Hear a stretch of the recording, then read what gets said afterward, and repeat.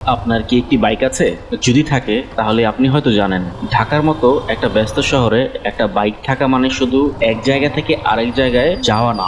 কখনো এটা আপনাকে ট্রাফিক জ্যাম থেকে বের করে আনে, কখনো বৃষ্টির মধ্যে শহরটাকে নতুন করে দেখার সুযোগ করে দেয়, আবার কখনো কোনো গন্তব্য ছাড়াই আপনাকে নিয়ে যায় এমন এক জায়গায় যেখানে গিয়ে মনে হয়, আহা, আজকে বাইকটা না থাকলে এই মুহূর্তটা হয়তো দেখাই হতো না।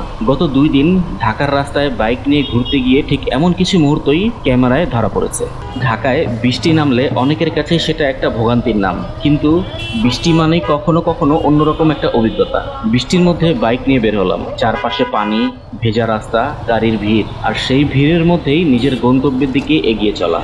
তবে একটা বিষয় অবশ্যই বলতে হয়, বৃষ্টি যতই উপভোগ্য হোক, নিরাপত্তার সাথে কোনো আপোষ করা যাবে না। বৃষ্টি যখন খুব বেশি হয়ে যায় তখন বাইক চালিয়ে যাওয়ার চেয়ে নিরাপদ জায়গায় সাইড করে দাঁড়িয়ে থাকাটাই বুদ্ধিমানের কাজ। আমি নিজেও কয়েকবার বাইক সাইডে রেখে বৃষ্টি কমার অপেক্ষা করি, আর সেই অপেক্ষার সময় চারপাশটা একটু অন্যভাবে চোখে পড়ে।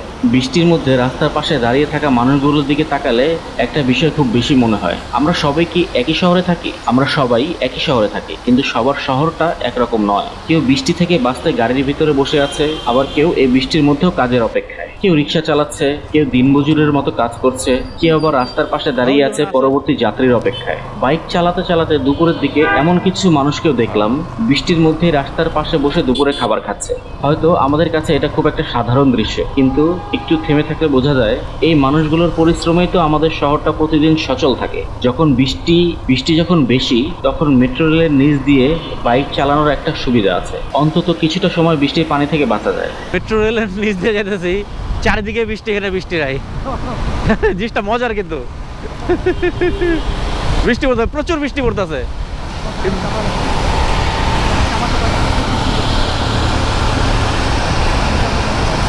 এই যে এখানে বৃষ্টি নাই। তবে এটাকে শুধু বৃষ্টির থেকে বাঁচার জায়গা হিসেবে দেখলে ভুল হবে। মেট্রো রেলের নিচ দিয়ে বাইক চালাতে চালাতে পাশের দৃশ্যটা দেখতে সত্যিই ভালো লাগে। একদিকে আধুনিক ঢাকা, অন্যদিকে রাস্তার পাশে সাধারণ মানুষের জীবন। একই শহর, কিন্তু কত রকমের গল্প।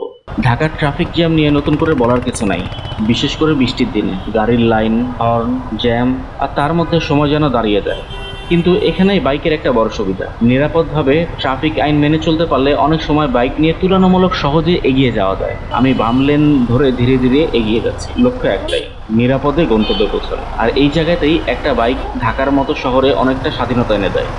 বাইক থাকার আরেকটা মজার ব্যাপার হলো, আপনি চাইলেই আপনার গন্তব্যের পথটাকে আরও উপভোগ করতে পারেন। এই যেমন জাতীয় সংসদ ভবনের পাশ দিয়ে বাইক চালিয়ে যাচ্ছি। ঢাকার ব্যস্ততার মাঝেও কিছু রাস্তা আছে যেখানে বাইক চালাতে চালাতে একটু ধীর হওয়া যায়, চারপাশটা দেখা যায়, আর নিজের সাথে কয়েক মিনিট সময় কাটানো যায়। কোনো বড় আয়োজনও না, শুধু কয়েক মিনিটের একটা ছোট্ট মুহূর্ত। কিন্তু অনেক সময় জীবনের সবচেয়ে সুন্দর স্মৃতিগুলো এমন ছোট ছোট মুহূর্ত থেকেই তৈরি হয়। বৃষ্টি যখন একেবারে ঝুম করে নামে, তখন বাইকারেরও একটা জায়গায় আত্মসমর্পণ করতে হয়। চায়ের দোকান, বাইকটাকে পাশে রেখে বসলাম। বাইরে বৃষ্টি পড়ছে, রাস্তা ভিজছে, মানুষ দৌড়াচ্ছে, আর এক হাতে এক কাপ গরম চা। সত্যি বলতে, কিছু মুহূর্ত বাইক চালিয়ে উপভোগ করা যায়, আর কিছু মুহূর্ত বাইক থামিয়ে।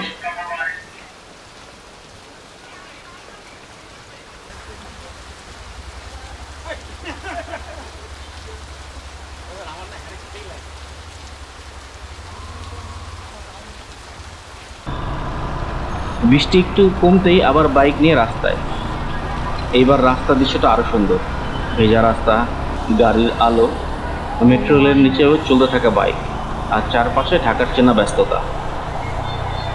এমন সময় একটা কথা মনে হয়, বাইক আপনাকে পথটাও উপভোগ করতে শেখায়। এরপর শুরু হলো আরেকটা মজার অভিজ্ঞতা। উপরে মেট্রো রেল, পাশে লেক, আর নিচে আমি বাইক নিয়ে এগিয়ে চলেছি।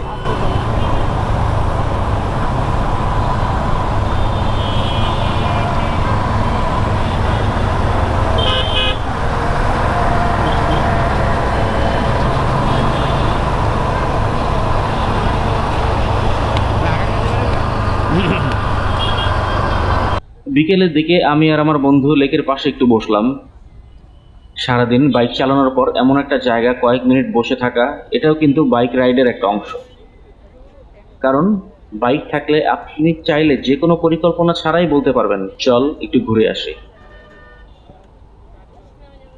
তারপর চলে আসতে পারেন লেকের পাশে, কিছুক্ষণ বসতে পারেন, বন্ধুর সাথে গল্প করতে পারেন, তারপর আবার বাইকে উঠে বাড়ি ফেরার পথ।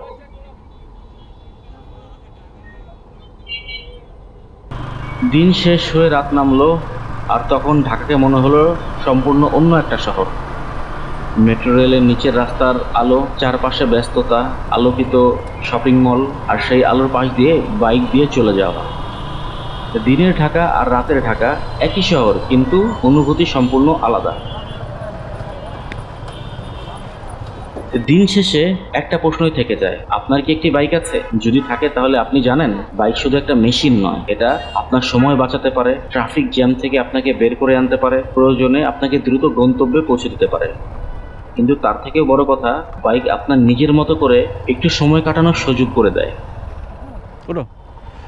হঠাৎ লেকের পাশে চলে যেতে পারেন, রাস্তার পাশে সুন্দর কোনো দৃশ্য দেখে এদিকে থেমে আসো, যেতে ওই। পারেন, বন্ধুর সাথে বসতে পারেন, এক কাপ চা খেতে পারেন, বৃষ্টির শব্দ শুনতে পারেন, অথবা নির্দিষ্ট কোনো গন্তব্য ছাড়াই শুধু বাইক নিয়ে বের হয়ে যেতে পারেন। কারণ ঢাকার মতো ব্যস্ত শহরে কখনো কখনো গন্তব্যের চেয়ে পথটাই বেশি এদিকে সুন্দর, জায়গা। আর সেই পথটাকে নিজের মতো করে উপভোগ করার স্বাধীনতাই হয়তো একটা বাইক থাকার সবচেয়ে বড় সুবিধা।